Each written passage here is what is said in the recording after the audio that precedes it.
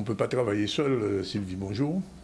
On est toujours en équipe. Ben oui, et quand on est dans une équipe, eh bien, il va falloir essayer de voir comment gérer les différences, parce qu'il y a souvent des différences dans les équipes, et aussi les valoriser.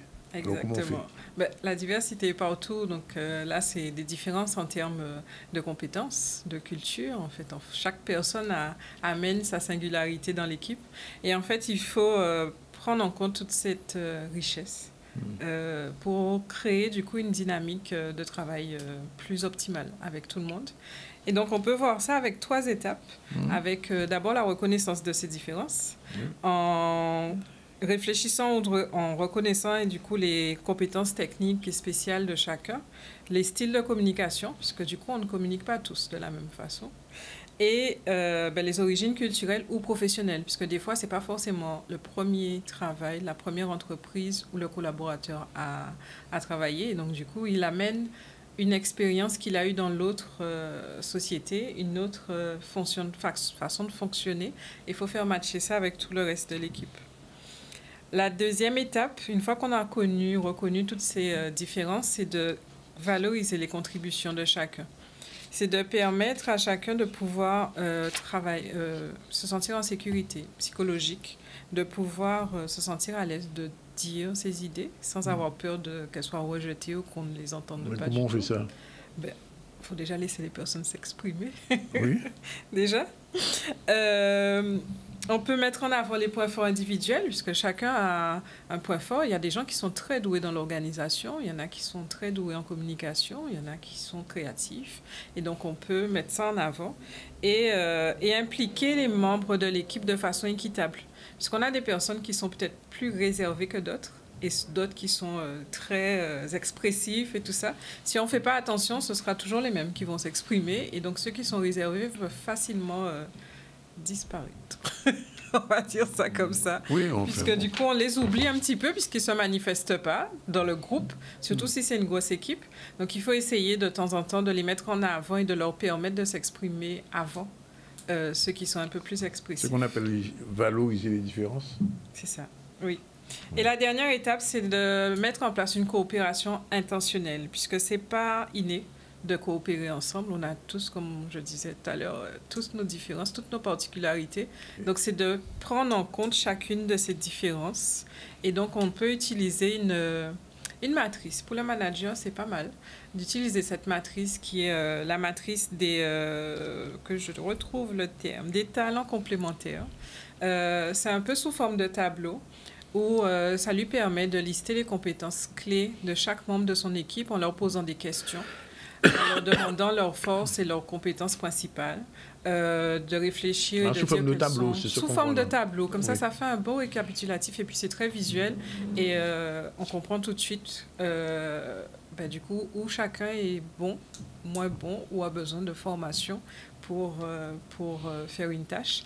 Et donc, quand on a ce tableau, là, par exemple, vous voyez, Alice, elle est très bonne en communication et en organisation. Donc, quand on est sur un projet, on sait qu'on peut mettre Alice sur la partie organisation.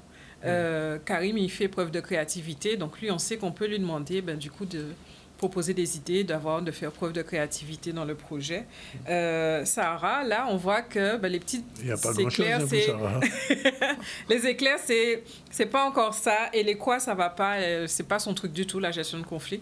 Sarah, par exemple, c'est un profil sur lequel on devrait lui proposer certaines formations pour la faire monter en compétences. D'accord. Et donc, du coup, grâce à cette matrice, à ce tableau, en discutant en équipe, on voit qui on peut faire travailler avec quel autre membre de l'équipe ou qui aurait besoin de valorisation ou de monter en compétences via des formations ou un accompagnement plus pointu, ou de mettre la personne qui a besoin de monter en compétences en binôme avec quelqu'un qui est très bon en communication sur l'équipe communication. Ça veut dire qu'on peut rassembler Sarah et, par exemple, Alice, les faire travailler ensemble? Voilà. Ouais. Et Alice va montrer à Sarah ce qu'elle sait faire et comment elle le fait. Et ça permettra à Sarah de monter en compétences avec sa collègue. D'accord.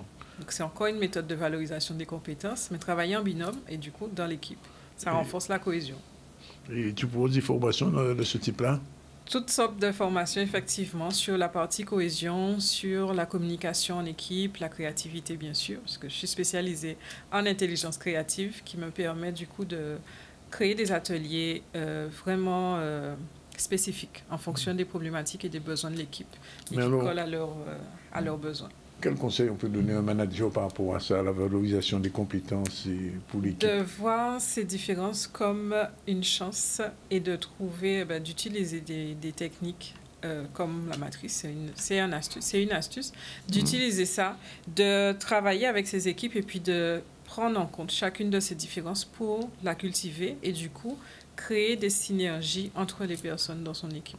Ça veut dire qu'on peut toujours récupérer quelqu'un, même si la personne n'est pas... La formation, c'est fait pour ça. Du coup, pour faire monter les personnes en compétences, oui. Mais une fois qu'on a... il faut identifier sur quoi la personne n'est pas douée ou a besoin de plus d'outils pour pouvoir l'aider à monter en compétences et être plus dans ce que tu attends d'elle en tant que manager. Donc, c'est un conseil qui est donné à tous les managers, les chefs d'entreprise qui, quelquefois, écartent quelqu'un parce que la personne a eu quelques petits bugs. Il n'a peut-être pas mis la personne sur la bonne tâche. Si effectivement, on ne prend pas le temps de bien connaître les compétences là où la personne est douée, si on met quelqu'un qui est, je ne sais pas moi, l'organisation, ce n'est pas du tout son truc, mais c'est lui qu'on donne comme tâche d'organiser l'événement. On est sûr que ça ne marchera pas. Voilà. Et là, on dirait qu'il n'est pas doué, mais en fait, c'est comme l'histoire du bocal, du poisson, qu'on demande au poisson de marcher. Un poisson, il nage, il ne marche pas. Et les poules ont seulement 2 pattes. Voilà. Merci pour ces conseils inspirants et pratiques.